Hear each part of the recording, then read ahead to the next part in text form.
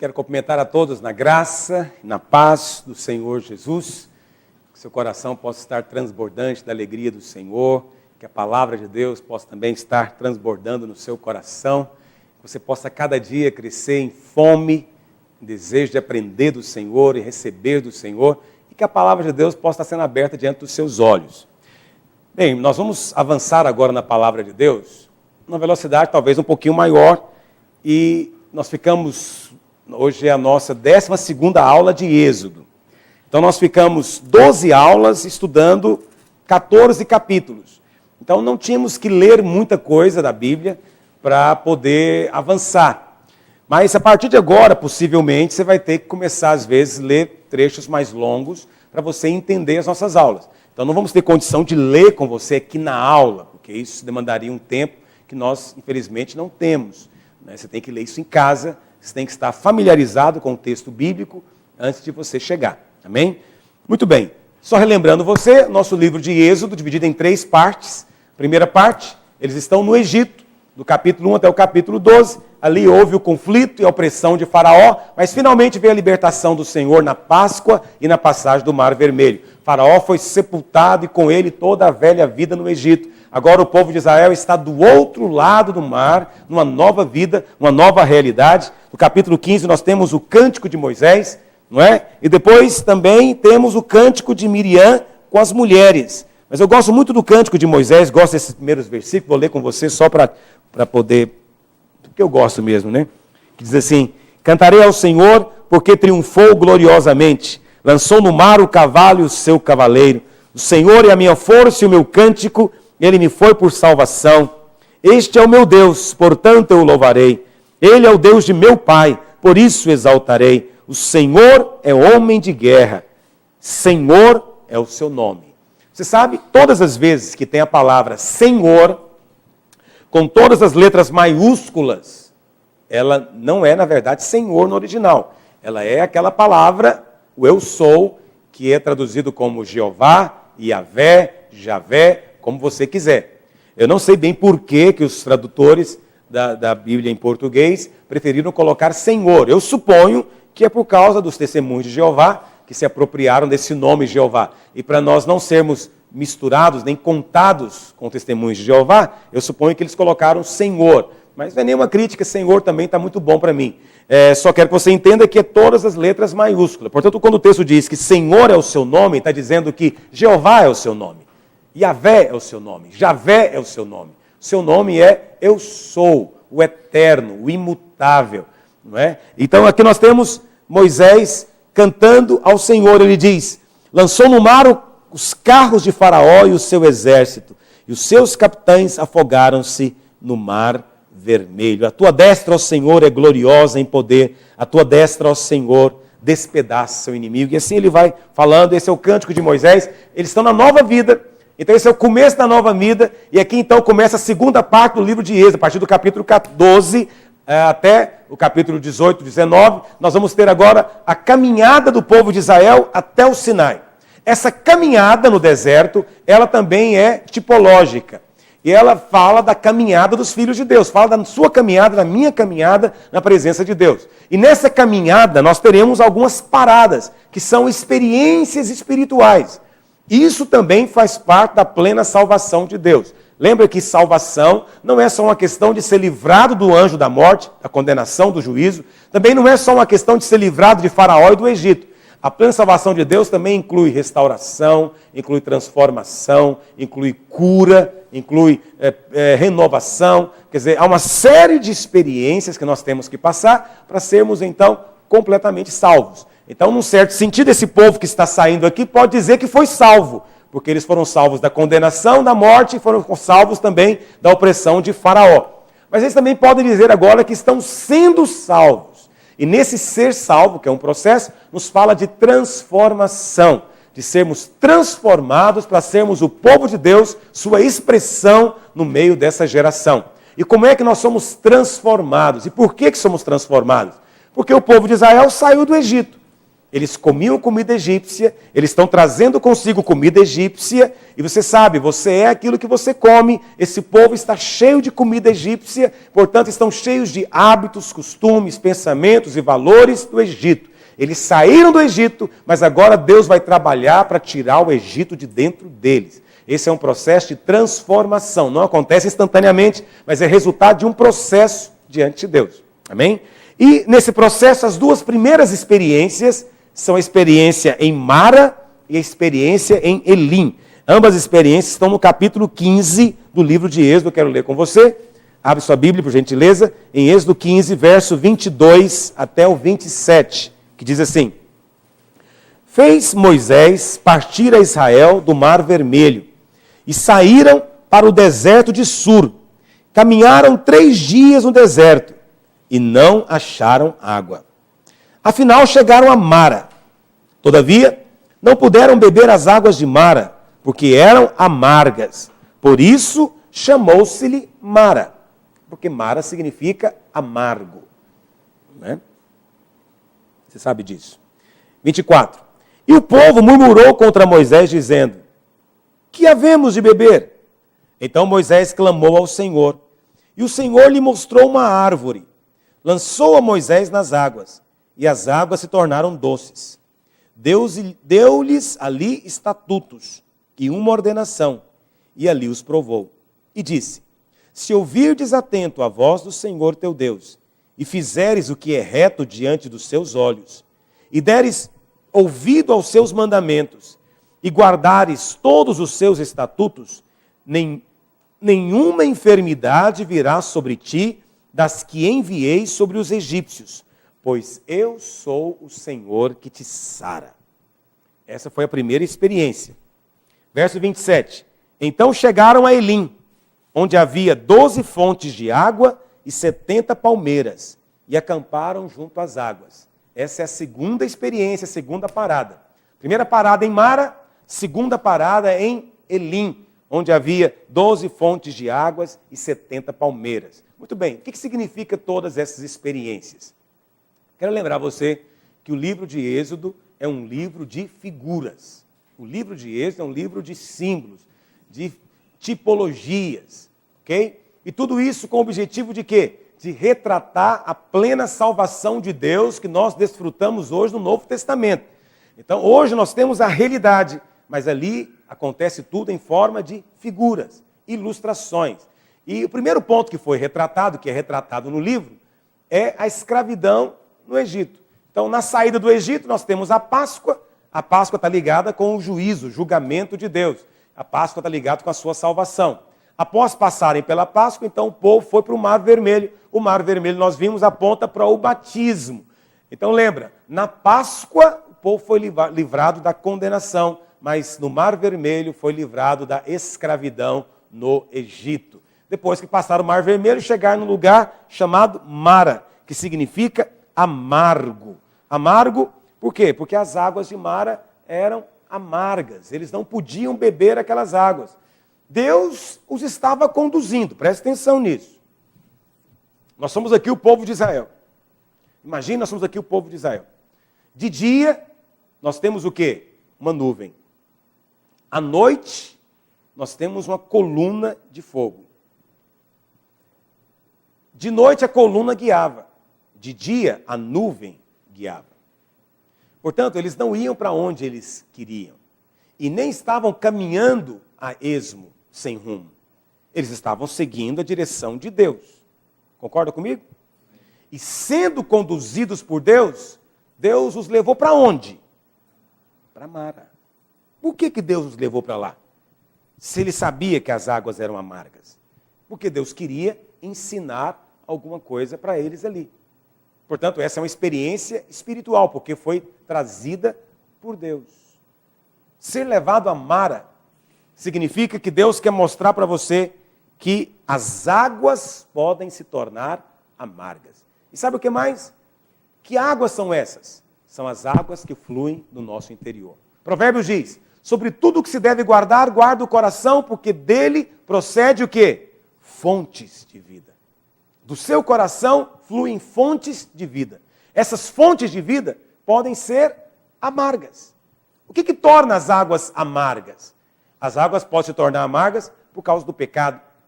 Pecado traz amargor, com certeza. Dor nos ossos, angústia de alma. A culpa é algo terrível. Uma outra coisa que pode trazer amargor são tribulações continuadas, longas, lutas prolongadas. Você tem que caminhar meses e anos com enfermidade em você, ou às vezes no filho, na esposa. Isso torna você alguém amargo às vezes. Não necessariamente, mas pode se tornar alguém amargo, ressentido com a vida. Alguém que se torna fechado, acabrunhado, não é? Alguém reservado. Isso tudo é amargor. Uma terceira causa de amargura é a própria palavra mesmo. É o ressentimento.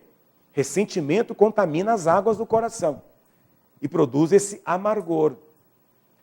Isso é muito comum, as pessoas serem ressentidas. E a quarta coisa são enfermidades. Quando você está passando por uma doença é uma coisa complicada. Porque a dor, quando ela é muito grande, você não consegue pensar em outra coisa. E a dor, quando ela é muito grande, ela produz um certo senso de abandono. A dor longa e prolongada deprime.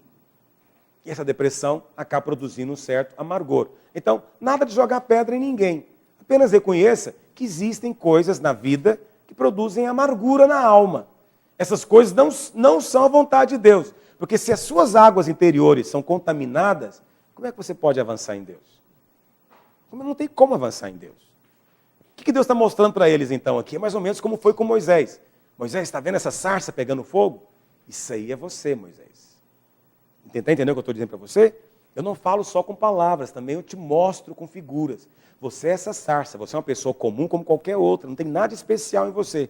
Você é esse pedaço de moita, de espinheiro, contorcido, retorcido. Mas sabe de uma coisa, Moisés? Quando eu colocar o fogo em você, você vai ver, a glória vai resplandecer. É isso que vai fazer diferença. Percebe? Deus estava passando uma mensagem através da figura. Agora Deus pegou o povo, tirou do Egito e está levando eles. E os levou justamente no lugar que as águas são amargas. O que ele está dizendo? Está dizendo, gente, é tempo de limpar o coração. Querem avançar comigo? É tempo de limpar o coração. É tempo de limpar o coração. Você acha que esse povo era um povo amargurado? O que você acha? Que é isso? Imagina você ser escravo a sua vida inteira, apanhar de manhã, de tarde, de noite, ter que trabalhar enlouquecidamente. Você vê, às vezes, seu filho sofrendo, sua esposa sendo abusada, dias, semanas, meses, anos, e nada acontece, nada mudava. O que você acha que estava dentro de você? O que você acha que estava dentro desse povo? Muita amargura. Muita amargura. Gente ressentida. Ressentida com a vida, ressentida com tudo. Ressentida. Deus está dizendo, se querem avançar comigo, vamos ter que jogar o madeiro nessa água. Vamos ter que purificar essa água. Estão pensando que a água que bebe é só essa água que mata a sede natural. Não, tem uma outra água que sai de dentro de você. Essa água tem que ser limpa. Essa água tem que ser limpa. Não tem como edificar obra de Deus, nem como ser povo de Deus se não for assim. Tem que ser limpo. Qual foi a solução de Deus? A Bíblia fala então que o Senhor mostrou para Moisés uma árvore. Essa árvore, a Bíblia chama de madeiro. É traduzida como árvore na atualizada. Tem algumas versões que traduziu como madeiro. É o mais correto. Porque o madeiro, na verdade, é uma referência realmente ao Senhor e à cruz. Então, as águas de Mara, elas falam de um princípio espiritual antes de mais nada, viu, irmãos? É algo que você vai experimentar muitas vezes na sua vida. Não é algo que você vai passar por uma vez só, não. Então, eu quero dizer para você que o Senhor nos leva a Mara com um propósito. Por que o Senhor nos leva a Mara? Para você aprender a usar o madeiro. O que é o madeiro? O madeiro é a cruz. A cruz é um princípio espiritual. Não é? É somente pela cruz que você pode mudar circunstâncias. Sem a cruz, você não muda circunstâncias. É pelo poder da cruz. Vou explicar agora mesmo o que é esse poder da cruz para você. Então, depois que o homem pecou, as águas se tornaram amargas. As lágrimas e a morte entraram na vida do homem. Tudo isso por causa do pecado.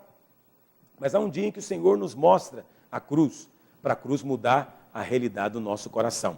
Mas tem um outro ponto que eu queria falar com vocês, não está na apostila, mas é importante, é um outro lado de você enxergar essa história. Por que o Senhor os levou para aquela água especificamente? Você sabe que essas águas de mar existem até hoje. Lá na região do Sinai, então alguns pesquisadores descobriram algumas fontes de água assim. São águas que elas são assim meio salobas, parece, ferruginosas. Mas eles fizeram pesquisa na água e viram que elas não são venenosas, elas não vão fazer mal. Elas, na verdade, elas não são puras. Elas têm minerais nela, mas pode beber. Você bebe e vai fazer bem. E sabe o que esses pesquisadores descobriram? Que essas águas, elas têm um poder no organismo. Eu esqueci o nome agora do minério que elas têm. E eles descobriram que esse minério ele faz duas coisas. Ele é bom para o coração, para tirar problemas no coração, e ele também é vermífugo. Quando toma essa água, ela acaba ajudando a expelir vermes. Aí você fala, por que Deus iria levar esse povo para tomar essa água que tem esse poder? Basta você analisar a circunstância. Esse povo era escravo. Era escravo num país imundo. Você vai ver depois, quando Deus der a lei para eles, que Deus é um Deus de limpeza. Deus é um Deus que ama a limpeza. E os judeus passaram a ser um povo muito limpo, mas o Egito era um lugar imundo. Um lugar imundo. Então você faz ideia do tanto de verme que esses escravos não tinham? Eles eram escravos lá. Qual você acha que era o trabalho deles?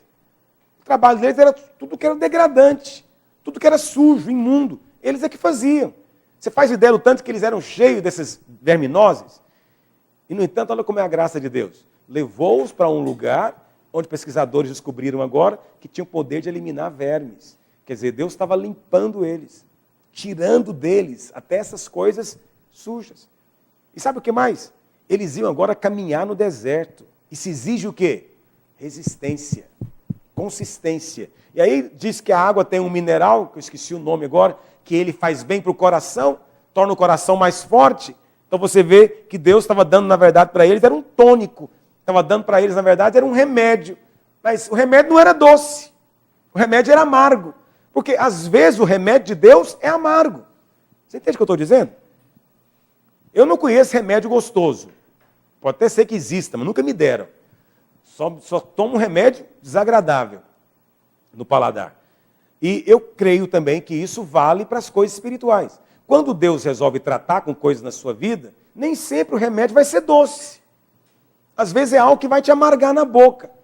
Mas o que o povo fez? Reclamou. Reclamou, não queria tomar água. Não queria tomar o remédio de Deus. Às vezes, por nós termos essa postura meio tola, meio infantil, de só querer coisa com gosto de açúcar, de mel, nós somos impedidos de ter o melhor de Deus. Às vezes aquilo que é o amargo é justamente o que nós precisamos. Amém? Estão compreendendo o que eu estou dizendo? Bom, mas além disso, vamos voltar para cá. Nós sabemos que o Senhor revelou para eles, no verso 26, como Jeová Rafá. Isso não é interessante? O Senhor os levou para um lugar onde as águas eram amargas. Mas qual que é a revelação que o Senhor dá para eles lá? Olha, pessoal, eu quero dizer que eu sou o Senhor que cura vocês. O que Deus está dizendo? Por que Deus se revela como Deus que cura?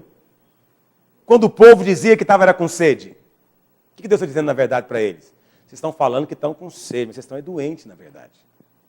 Eu sei o que vocês têm. Só que eu quero dizer algo para vocês. Eu sou o Senhor que cura vocês. Eu vou curar vocês.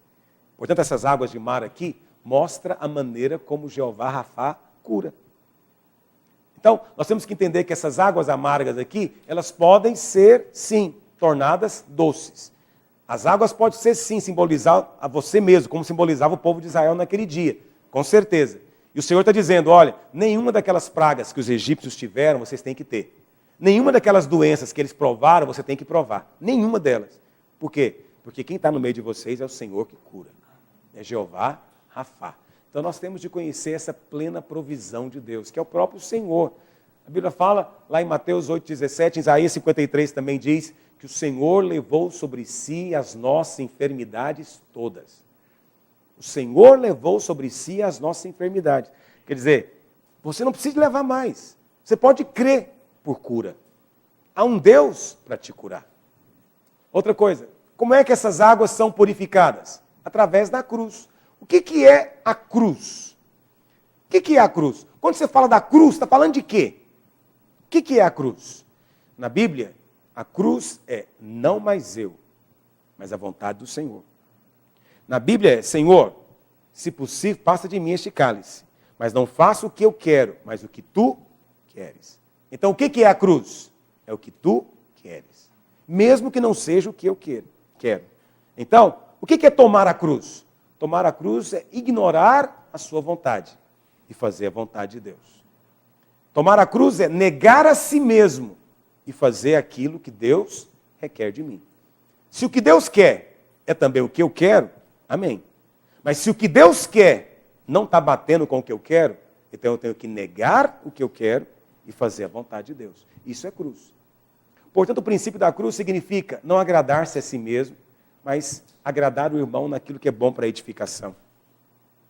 O princípio da cruz significa, eu não vou ficar me preservando, me poupando, mas vou fazer o que for necessário para cumprir o chamado de Deus. Isso é cruz. Entende o que eu estou dizendo?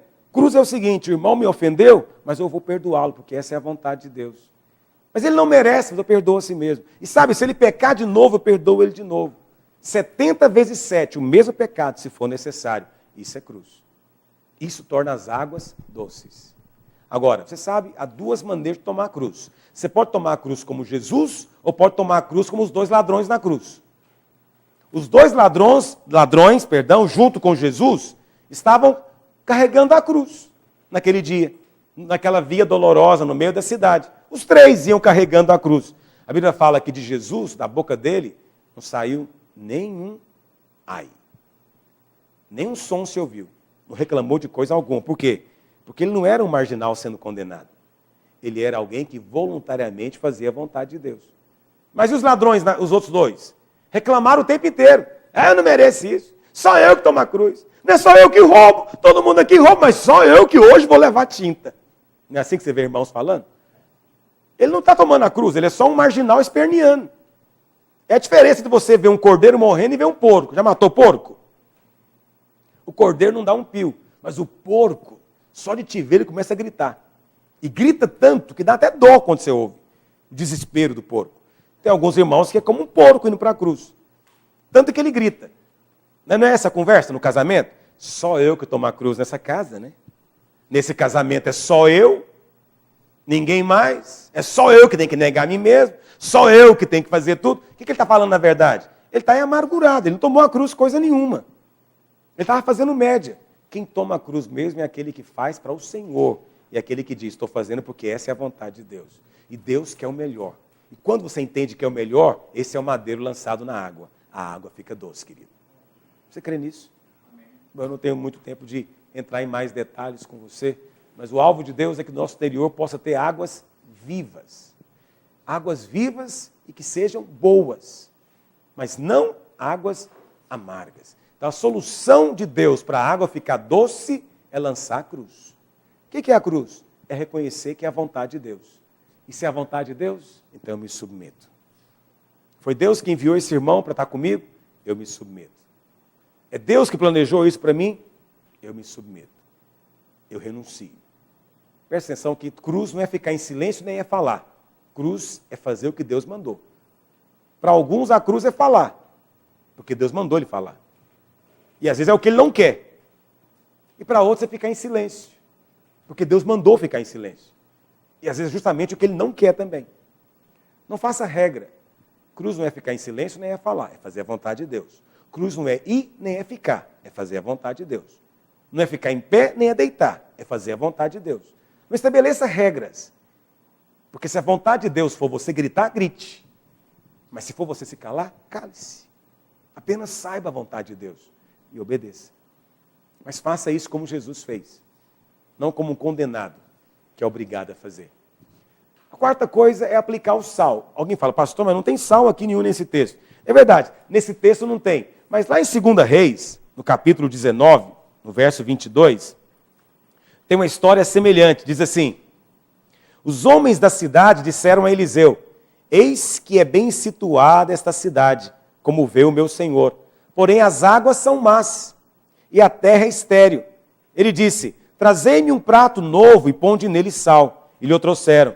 Então saiu ele ao manancial das águas e deitou o sal nele e disse, assim diz o Senhor, tornei saudáveis estas águas, já não procederá daí morte nem esterilidade. Ficaram, pois, saudáveis aquelas águas até o dia de hoje, segundo a palavra que Eliseu havia dito. Todas as vezes que as águas do nosso coração estão contaminadas, o resultado é o quê? Esterilidade. Eliseu chegou em Jericó, a cidade era bem localizada, né, uma aparência boa, tudo muito bom, mas tinha um problema, a água era ruim. E por isso a terra era estéril. Vê que coisa. Quando as águas são amargas, não tem fruto, irmãos. Não tem fruto. Só tem fruto quando o rio que flui é de água doce. É de água viva. De água amarga não tem. E a solução que Deus mandou Eliseu fazer foi jogar o sal. Por que o sal? O que significa o sal? Lá em Levítico 2,13, acho que eu não coloquei essas referências aqui. Levítico 2,13 diz assim, toda a oferta dos teus manjares temperarás com sal. A tua oferta de manjares não deixarás faltar o sal da aliança do teu Deus. Aqui está dizendo que o sal também simboliza aliança. O remédio de Deus é o sal. O sal é estar debaixo da aliança, é cumprir as suas condições, é entender o seu relacionamento, o seu compromisso com Deus.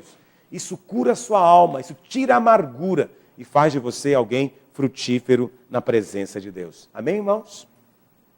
Bom, mas além de Mara, eles chegaram também em Elim, logo em seguida. O verso 27 diz, então chegaram a Elim, onde havia 12 fontes de água e 70 palmeiras, e se acamparam junto às águas. Então, depois que o povo cruzou o Mar Vermelho, a nuvem, eles não foram por conta própria, nem estavam perdidos no meio do deserto, a nuvem os guiou até Mara e depois até Elim. Então, a semelhança de Mara, temos que entender que Elim não é só uma experiência, mas é um princípio espiritual. Porque essas coisas aqui devemos observar em toda a nossa vida. Qual que é o significado de Elim? Muito bem, a palavra Elim tem dois significados. Significa poderoso e forte, ou então um bosque de palmeiras. Quando nós não sabemos o significado de algo na Bíblia, a primeira coisa que nós fazemos é olhar o significado das palavras. Porque às vezes está nisso aí a chave para você entender o sentido do texto. E lá em Elim tinha 12 fontes que fluíam e 70 palmeiras que cresciam. Então, esses dois aspectos são fundamentais. Fluir, crescer. Deus está querendo mostrar algo aqui ao povo. Fluir, crescer. Está mostrando algo para nós também. Esse é o quadro da vida de Deus operando em nós, do povo de Deus sendo transformado. Ele cresce por causa do fluir. Fluir e crescer. A Bíblia fala que lá tinha 12 fontes. O que significa o número 12? Então, eu falei para você, quando você não entende, ou o texto não diz explicitamente o significado, nós temos que recorrer ao sentido das palavras. Quando só as palavras não traduzem, também precisamos de entender o significado dos números. Na Bíblia, os números têm significado. E você vai aprendendo já o significado de alguns. Na Bíblia, o número 3, ele tem o mesmo sentido do número 7 e do número 12. Mas o número 3, especificamente, ele aponta para Deus. É o número do Deus triuno. Então você tem aqui o Deus triuno. E você tem o 4. O que o 4 representa? O 4 é o número da criação de Deus. Então você tem o 4 e o 3. Por que eu estou falando de 4 e 3? Pastor, mas aqui está falando do 12. Aqui não está falando de 4. É porque é o seguinte, no entendimento dos números na Bíblia, você tem que entender que a unidade básica é de 1 a 6. Ou de 1 a 7, digamos assim. A partir daí os números são compostos. É como se fosse o sistema decimal. De 1 a 10, não, de 0 a 10, você tem aí os números básicos, depois disso você tem todo número composto a partir deles. Não é verdade? Então o que acontece? Na Bíblia também é assim. Tanto que o 7 na Bíblia, ele é sempre a soma de 3 e 4. E o 12, ele é normalmente não vou dizer sempre, mas normalmente, ele é a multiplicação de 3 e 4. O que quer dizer isso? Tudo aquilo que é 7 na Bíblia, ele é um número completo da ação de Deus no tempo, na história. Tudo aquilo que é 7 é completo, é plenitude de Deus, mas é para esse tempo. Mas tudo aquilo que é 12, ele é completo também, é plenitude também, mas é para a eternidade. Entende o que eu estou dizendo? Para a eternidade. Muito bem. Agora, o que isso tem a ver com o 3 e com o 4? Então, o número 7 é o Deus triuno unido com a sua criação nesse tempo. O número 12 é o Deus triuno unido com a sua criação para a eternidade. Por isso, lá em Apocalipse, você tem muita coisa que é 7. 7 selos, 7 trombetas, 7 ais. Por que esses números 7? Porque são o Deus triuno agindo sobre a sua criação nesse tempo. Mas quando chega na Nova Jerusalém, tudo é 12. 12 portas, 12 pedras, 12 anjos, tudo 12. 12 tronos, tudo 12. Por que 12? Porque ali é o Deus triuno que foi unido com a sua criação, o homem, regenerado e glorificado pela eternidade. Entendeu o que eu estou dizendo? Tudo aquilo que é para a eternidade é 12. Então, para você entender por que eram 12 fontes, primeiro eu tenho que te explicar tudo isso aqui. Mas eu não sei se eu fui complicado. Compreenderam isso aqui? Foi complicado isso? Não, eu acho também que não é muito complicado, dá para a gente entender perfeitamente. Muito bem. Então, esse é o significado básico do número 3 e do número 4. Eles compõem o número 7 e o número 12. Então, o número 7, eu falei para você, está ligado com o tempo, a obra de Deus na história, mas o 12 é para a eternidade. As 12 fontes de Elim mostram que a água viva que nós bebemos, a água viva do Espírito do Senhor, ela é para a eternidade. Você está achando que é só para agora, né? Você está achando que é beber do Espírito só agora. Mas o que acontece lá no Novo Céus e Nova Terra? Lá tem o rio da vida. Esse é o rio. E na beira do rio da vida, nas duas margens, tem o quê? A árvore da vida, que dá quantos frutos? 12. Um por mês. Você já viu uma árvore que cada mês dá um fruto diferente? Essa é a árvore da vida, que dá 12 frutos. Por que 12? Porque ela é para o suprimento e alimento na eternidade. Tudo para a eternidade, por isso é 12. Então, se está vendo coisas aqui no Velho Testamento que é 12. Por que é 12? Porque ela está representando aqui as fontes da água da vida. Jesus disse, quem crê em mim, do seu interior, fluirão rios de água viva. E ele falou isso com respeito ao Espírito Santo que haveríamos de receber. Então, por isso é 12, por isso é para a eternidade. Então, esta água está relacionada com o batismo do Espírito Santo. Então, Elim não é só uma experiência, ela é também uma experiência. Porque nós, às vezes, temos uma experiência com o Espírito Santo, mas também um princípio espiritual. Por quê? Porque você não vai ter só uma vez, vai ser para a vida inteira. Para a vida inteira. Essa é a diferença entre experiência e princípio. Então, entenderam o que são as 12 fontes? As fontes ali apontam para o jorrar do Espírito Santo. É 12 porque é para a eternidade. Bom, mas junto dessas 12 fontes, nós temos também 70 palmeiras. E o que é o 70? O 70, vou ter que apagar aqui agora. O 70 também tem um sentido espiritual na Bíblia. Se você for observar, nós temos falado aqui o significado de muitos números já. Nós falamos aqui numa das aulas anteriores a respeito do 40. Lembra que eu falei do número 40? Eu falei do 40 simboliza um tempo de teste, de prova. Depois falei também do número 3. Só que eu falei do 3 falando do terceiro dia. Lembra disso? Então o número 3 é um número completo, com certeza. Mas quando a Bíblia fala de terceiro dia, está sempre referindo à ressurreição. Ou 3 dias depois, ou no terceiro dia, tudo isso está falando de ressurreição. Só para você lembrar. Essas simbologias são importantes. Mas o número 70, ele também nos fala de plenitude, de totalidade. Mas em que aspecto? Eu falei para você que esses números eles são compostos. E o 70, ele na verdade é 7 vezes 10, ou 10 vezes 7. O que é o 10 e o 7? O 10, o número 10, vamos falar primeiro do 7, né?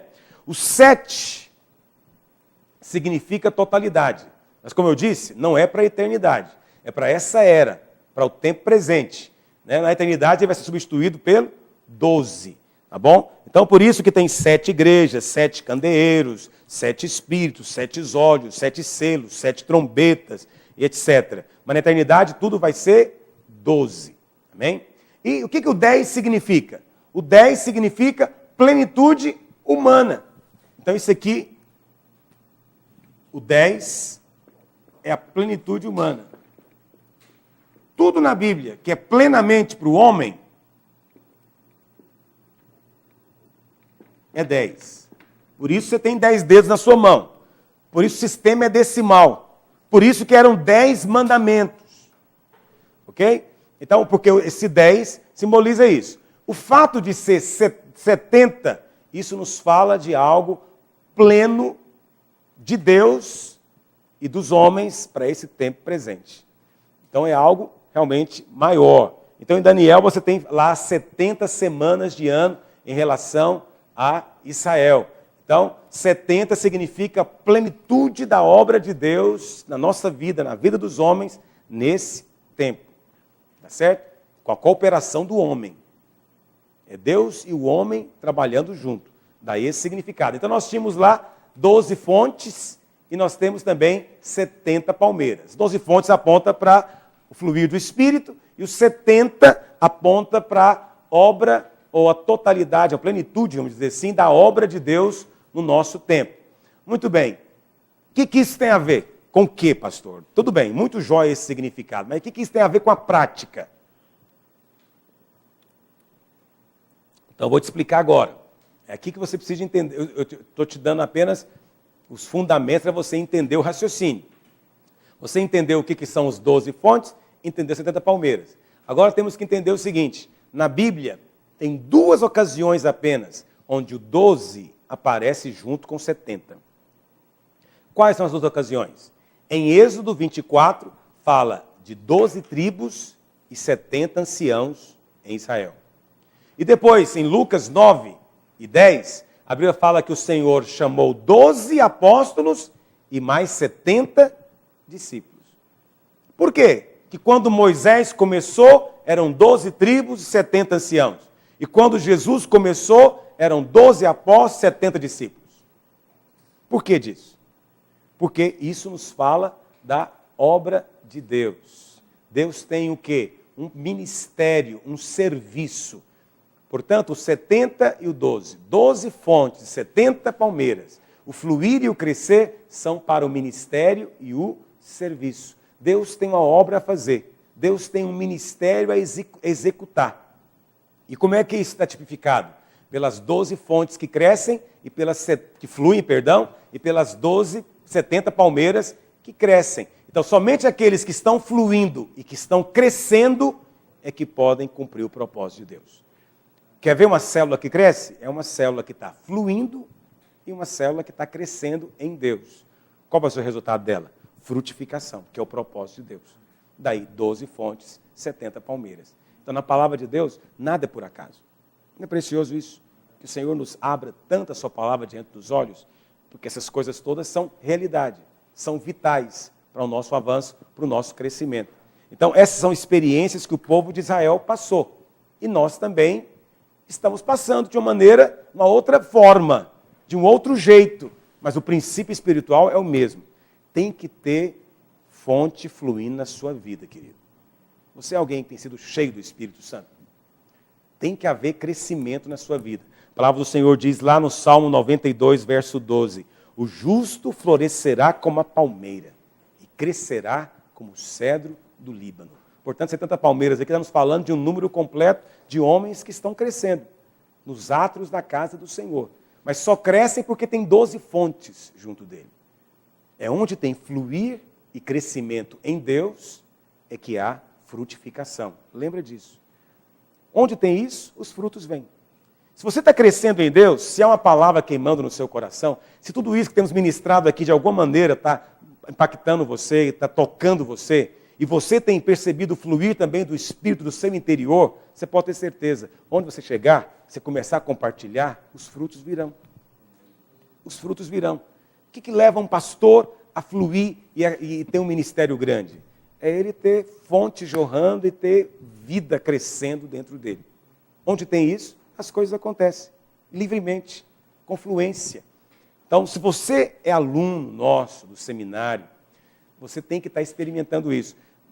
Longe de nós a ideia de que você aqui vai estar apenas recebendo teoria, né, um entendimento teórico da palavra de Deus. Nós queremos que você entenda a palavra de Deus e que ela seja prática na sua vida.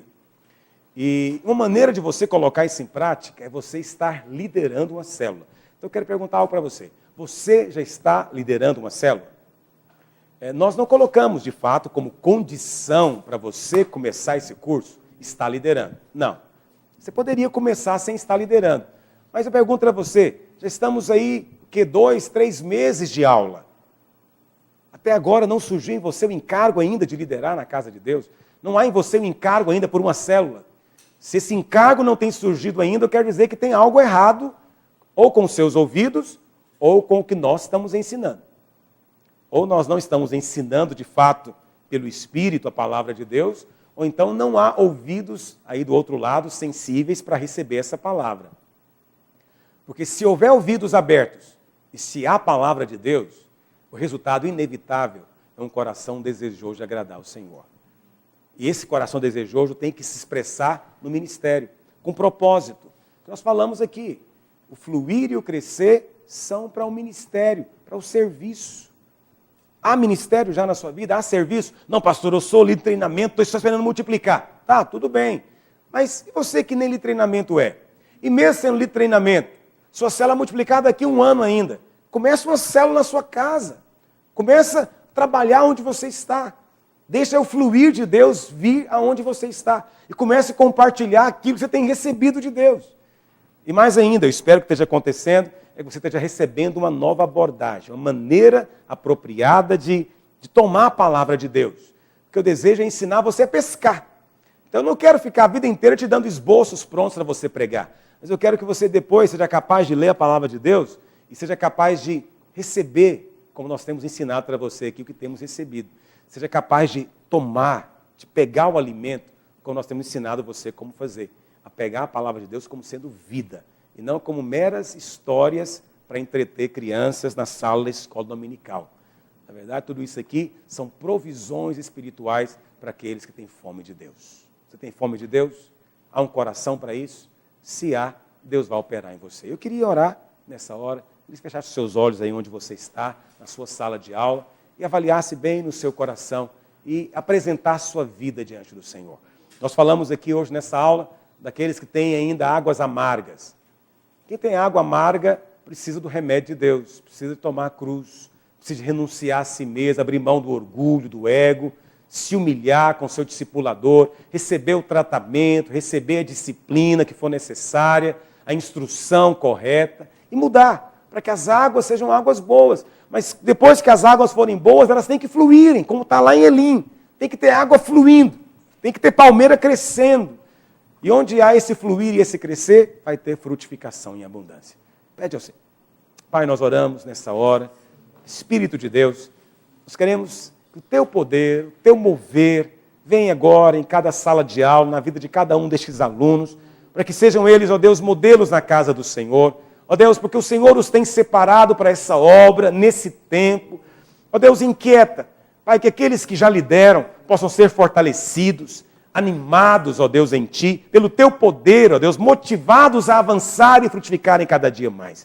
Ó Deus, mas que aqueles que ainda não se envolveram, ó Deus, ainda não entenderam que essa obra também é para eles, ó Deus, que é para isso que eles têm recebido, que hoje sejam tocados por Ti, ó Deus, que possam começar a se envolver de uma maneira viva, radical, na edificação da Tua casa, no compromisso com o Teu reino. Move em nós, inquieta-nos nesse dia, pelo Teu poder, nós oramos, Senhor, em nome de Jesus. Amém e amém. Deus possa abençoar você tremendamente.